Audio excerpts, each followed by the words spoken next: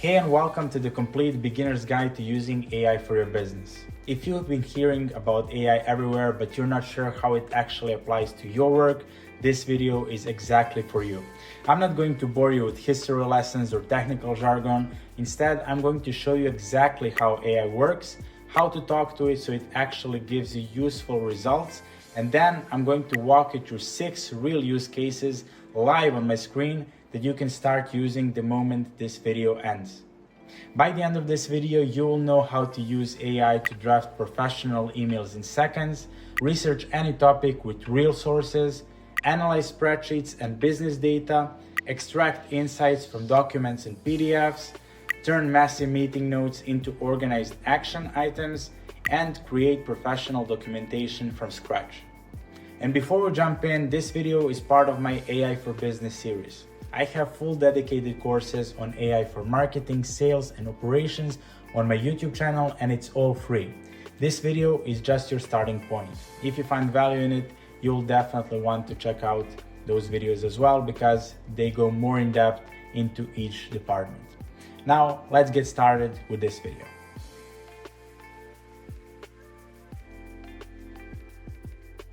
First of all, let me explain what artificial intelligence actually is, because most explanations make it way more complicated than it needs to be. They're using some technical terms, and I just want to explain it to you very simply. When you use tools like Claude, ChatGPT, or Gemini, you're using what is called a large language model. We also call it an LLM. Here's the simplest way to think about it. Imagine someone read every book, every article, every website, and every piece of documentation on the internet. And then you can ask that person any question, give them any task, and they will respond based on everything they have learned. That is essentially what a large language model does. It's not searching the internet when you ask it something. It already learned everything from the information during its training. So when you give it a task, it generates a response based on patterns it picked up from billions of pages of text. Now there's one thing that many people try to avoid, and that is that AI is not perfect at this moment. It can sometimes be wrong or make things up. So for anything important, you should always double check the output. But for everyday business tasks like writing, analyzing data, brainstorming, organizing information, etc., it is incredibly powerful and reliable, and many people are using it on a day-to-day basis. Now, you might be wondering, AI has been around for a while, but why does it matter right now? There are 3 things that changed in the last 2 years. First of all, the quality. The outputs got dramatically better. 2 years ago, AI responses were interesting but not reliable enough for real work.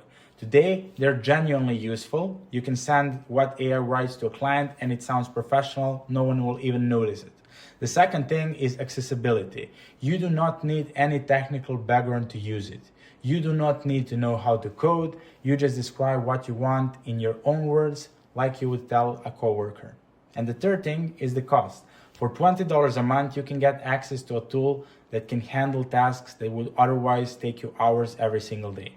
There are several AI tools available right now. The main ones are Claude by Anthropic, ChatGPT by OpenAI, Gemini by Google, and Grok by xAI. There is also Perplexity, which is specifically designed for research with real-time internet access. All of them are good. For this tutorial, I'm going to use Claude for the demos because it's what I use on a daily basis for my own business. But everything I show you today works similarly for any of the other tools. If you want to follow along, go to claude.ai and create a free account. The free version works fine for getting started, but I would highly suggest you the pro version as soon as you get started with some tasks on a daily basis. The Pro plan at $20 a month gives you more usage, better models, and access to features like file uploads and web search, so I would highly recommend you to buy a $20 subscription and to play around with it and to see what you can come up with. Now here's the single most important thing I can teach you in this video. The reason why most people try AI and think it does not work is because they give it bad instructions. Think about it this way. If you hired a new assistant on their first day and just said, write me an email, they would have no idea what to write. You would need to tell them who is it for, what the situation is, what tone to use, and what you want to achieve with it. AI works the exact same way. The quality of what you get out of AI is directly tied to the quality of what you put in.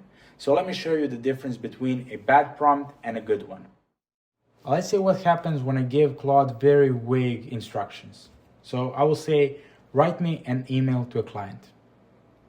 Okay, let's see what will happen.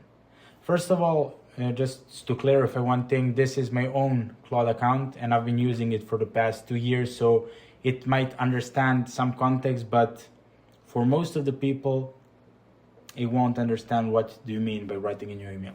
So it says, sure thing, Nemanja, a couple quick questions so I can nail this. What's the email about and who's the client? So as you see, AI is already thinking about the questions that he needs to ask in order to provide me with good results, because I trained my own Claude account based on my previous conversations that I had, and now it understands that it needs to ask me the questions so it can prepare an email. For most of you starting out with your first chat, you would probably get a response back on some random email saying, hey Anna, just wanted to follow up with the email you sent me. I wanted to see how is your day. Something like that. It would be your response.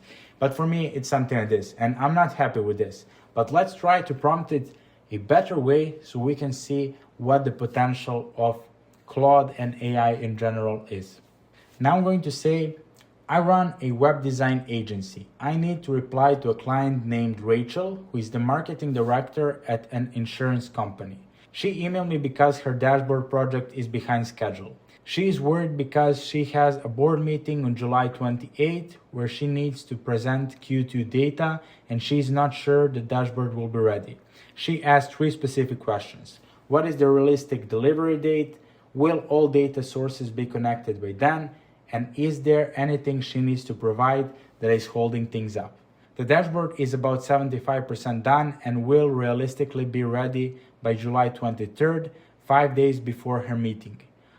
Write a professional, reassuring response that addresses all 3 questions, acknowledges the delay without over-apologizing, and gives her confidence that she will have what she needs before her board meeting.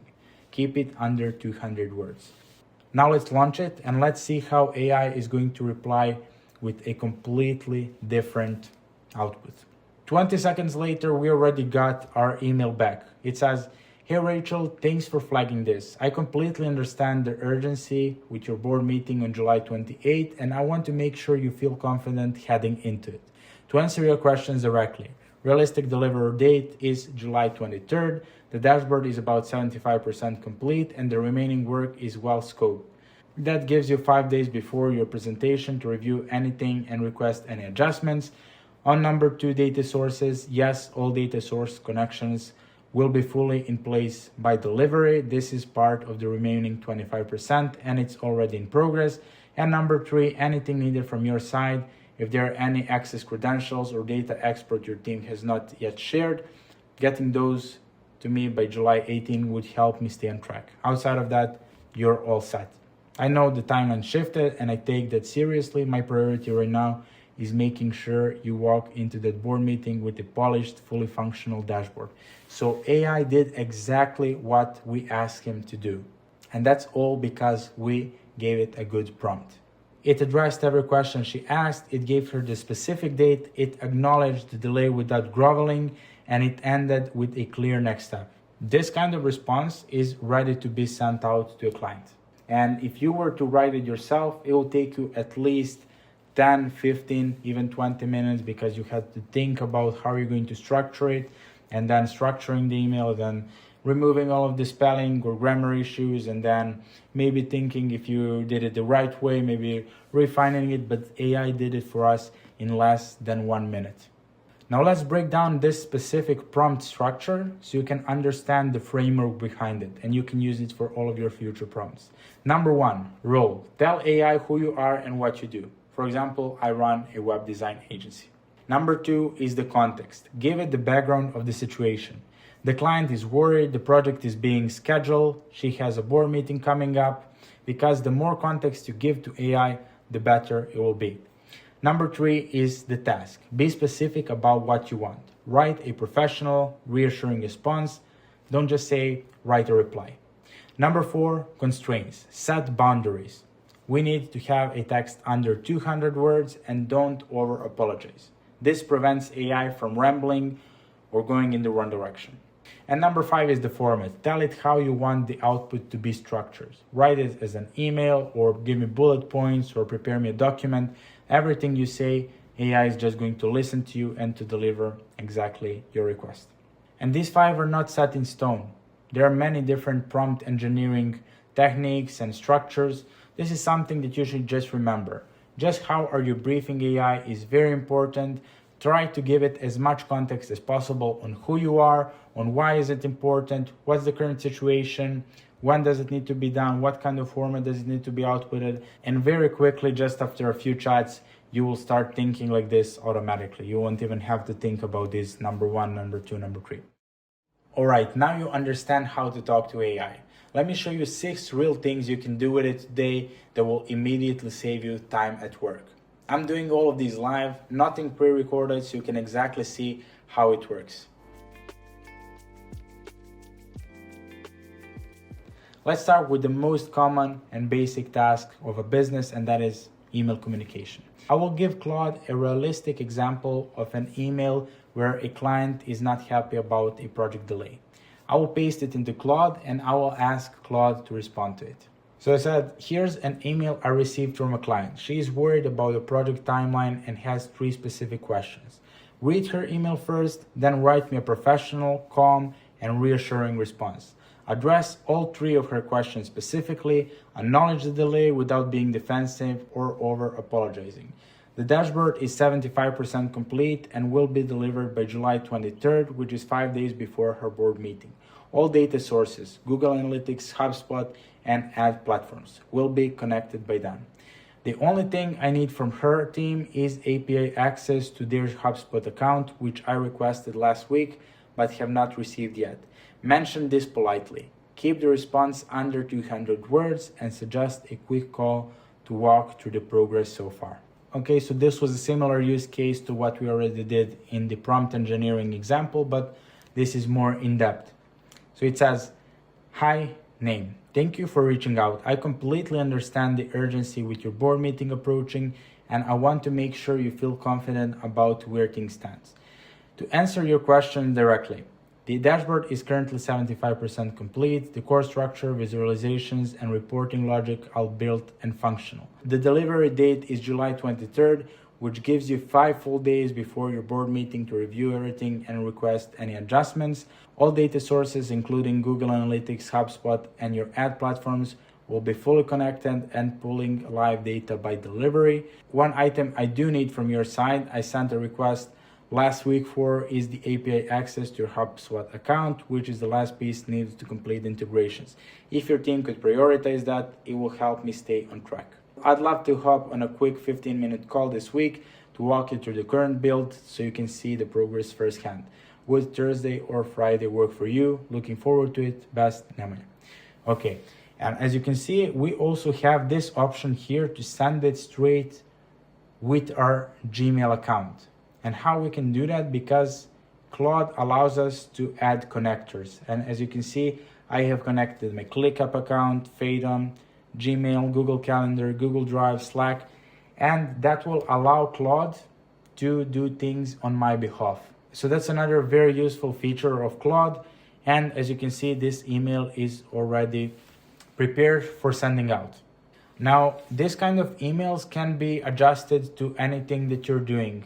Whether you're a consulting company, whether you're selling flowers, whether you just want to reach out to your college or community or reaching out a friend, you can just explain AI who is it for and what is the purpose of that email, and AI is going to handle it for you. Let's try another example. I said, I run an AI implementation consultancy. I found a company called Pacific Coast Dental, a group of 5 dental clinics in California with about 40 employees. I noticed on their website that they still use paper forms for patient intake and their online booking system looks outdated. Write me a cold outreach email to their operations director. It should open up with something specific about their business, mention one concrete way AI could help them, include a brief credibility point, and end with a low pressure call to action to have a 15-minute call. Make it feel like a real person wrote it, not a template. Keep it under 120 words. And just 10 seconds later, we have the full email saying, "Hey name, I was looking at Pacific Coast Dental's booking flow and noticed your intake process still runs on paper forms. With 5 locations, that's a lot of manual data entry your front desk teams are handling every day." As you can see, it's focusing on the problem straight away. We're mentioning the problem and then we're going to mention the solution. That's the basic human psychology, especially when writing these emails, when we need to be straight to the point. We just mentioned that we figured out that they have an issue that we can solve, and then we're going to explain how we can solve it and to give some credibility to who we are as a person who can solve it for them. One thing I've built for similar multi-location practices is an AI-powered intake system. Patients fill out a digital form before they arrive and the data flows straight into the practice management software. No scanning, no retyping. Most clinics save 30 plus staff hours per week. So here we're mentioning specific benefits for them. I run a small AI implementation consultancy and have built custom systems like this for companies around your size. Would you be open to a 15-minute call to see if it's a fit? No pressure either way. Best, nemane. As you can see, AI already understands from all of its knowledge, it already understands how well polished emails should be written, how high converting emails are written. We're not using any spamming links, any spamming words. We're straight to the point, opening it up with something specific about them, mentioning the problem that they're having, and offering our solution. If they're interested, we have a call to action that's not too pushy, and they can book a call if they're interested. So that's another use case when it comes to email drafting.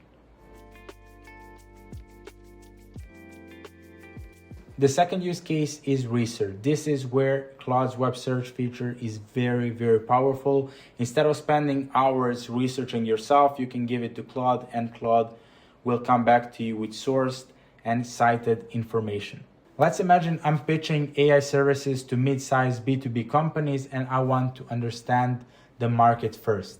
I'm going to enter a prompt like this. Research the current state of AI adoption among mid-sized B2B companies in 2026. I want to understand what percentage of mid-sized companies are currently using AI, what are the most common use cases, what are the biggest barriers to adoption, how much are companies typically investing, and what results are early adopters seeing. Use recent data and cite your sources.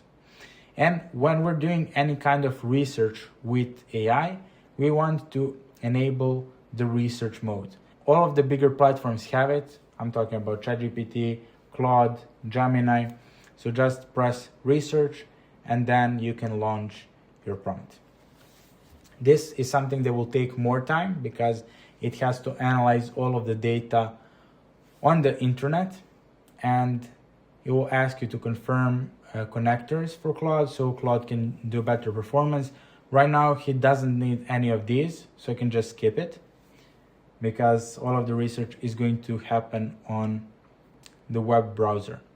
And as you can see, it's searching for sources and we can see it in real time on what kind of sources is AI researching from.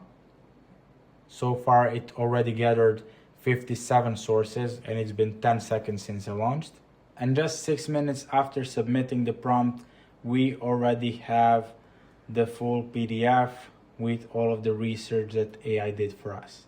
It gave us a long story short summary here. And by the way, we can check all of the different sources of data that Claude used.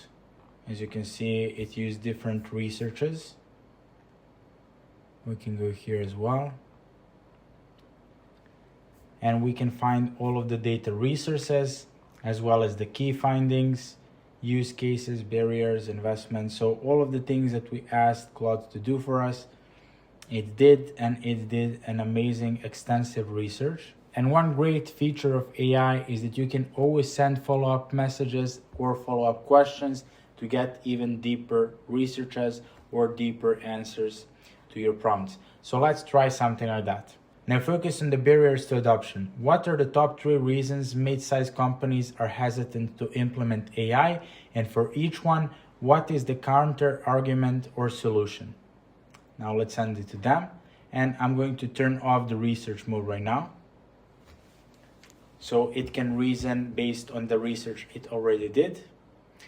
And it says, based on the research from the report, the top 3 barriers are consistent across RSM, KeyBank, and WEF data. I'm not sure what it is. Let me pull the key points together.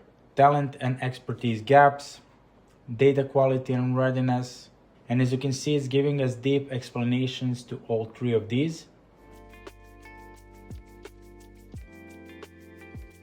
The third use case is document analysis. This is one people do not realize AI can do, and it's a game changer. You can upload any document, a PDF, a report, a contract, a proposal, and Claude will read it and answer your questions about it.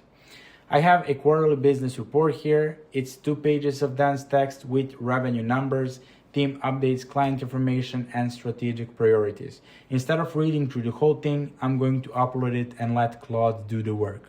We're going to just give it a prompt. So first of all, I'm going to press the plus icon, and then I will select add files or photos. And then I'm going to locate my file, which is here, and just press open. Now I'm going to paste in the prompt.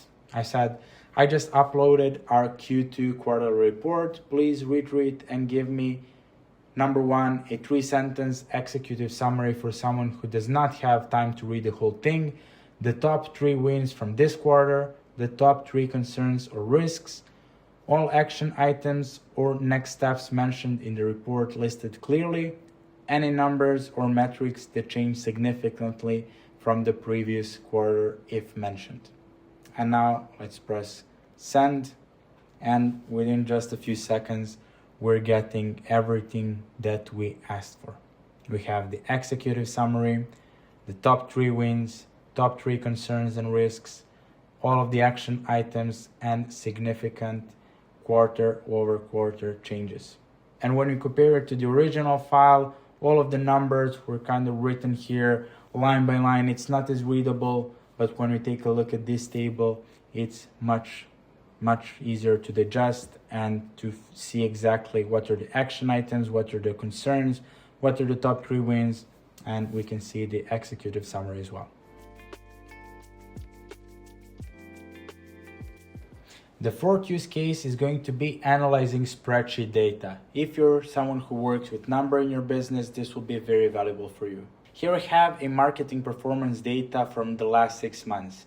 Channels, spend, leads, customers acquired, revenue, and ROI.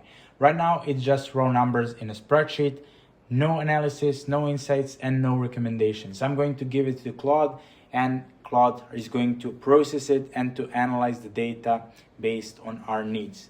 So let's paste the prompt, and let's attach our CSV file. I said, here is my marketing performance data from the last 6 months. Analyze it and tell me the total spend, total revenue, and overall ROI across all channels. Number 2, which channel has the best and worst ROI? Which channel is generating the most customers? Are there any month-over-month trends I should pay attention to? Where am I wasting my money? Give me 3 specific recommendations for how to reallocate my budget next month to maximize revenue, and be specific with numbers, not vague advice. And just 30 seconds later, AI came back to us with the full breakdown, saying the overall performance from January to June, analyzing all of the revenue numbers, ROI numbers, how many customers do we have, how many leads we had, and how much every customer is worth to us. Number 2, best and worst ROI by channel. It analyzed all of the data from the spreadsheet and it sorted it out by best, second best, and worst. Number 3, we have customer volume by channel. It said that email marketing is our customer engine with 147 customers. then paid social at 72, organic at 66, and Google Ads at 63. So it says that email is something that we should be focusing on over the next months. We also have month-over-month trends, which is great for anyone who's analytic, who's analyzing the progress of company by quarters or by year to year. It's always great to see month-over-month trends. Where you're wasting your money, it is also flagging us what we should watch out on and where we shouldn't invest our money in, what is not giving us good return on investment. And it also gave us 3 specific budget reallocation moves for the next month based on our CSV file. So when we think about that, we only gave Claude this and it was able to generate us a full report, which is truly incredible. And to go even further, let's paste this prompt, which is going to use all of the reporting that AI just gave us and to prepare an email draft that we can send out to our team members just as an update. I said, based on this data, create a monthly performance report I can send to my team. Include the key metrics, a brief written summary of what happened this month compared to last month, and our top priorities for next month. Format it so I can copy and paste it into an email. And here we got an email draft. We can always send it through Claude instantly, or we can just copy and paste it. June at glance, performance by channel, and everything is also formatted the right way, because if we just pasted this into our email provider, it will look clean. It won't be messy. What happened this month? H1 scorecard, top 3 priorities for July. Maybe this is too much for an email because it's too long. We could also export it as a PDF. I'm going to ask it for that. Hey, can you please export it as a PDF? I think it will be easier to read. And you can just do it that easily with AI. You can just say, I don't like the email, I would like to have a PDF from this. And AI is going to prepare the PDF. And here's our finished PDF. It's mentioning all of the most important metrics here: performance by channel, H1 scorecard, top 3 priorities, and this is something ready to be sent out to our team members. The 5th use case is turning messy meeting notes into actionable items. Here, notes from a team stand up. They are exactly what real meeting notes look like. They're messy, they're unorganized, and we want AI to process them and to give us actionable steps on what we need to do.